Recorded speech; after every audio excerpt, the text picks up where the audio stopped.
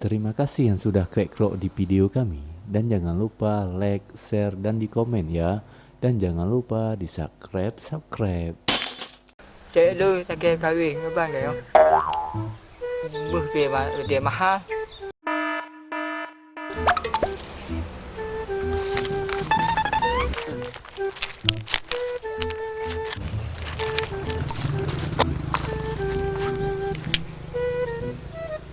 Yan apa sama nak? Kui bubut je. Pening tak apa nak kau? Pakon kah mat? Kalau kewah nam puli kah? Orang batik dodo. Cik lu tak kira kahwin. Muka mangsat.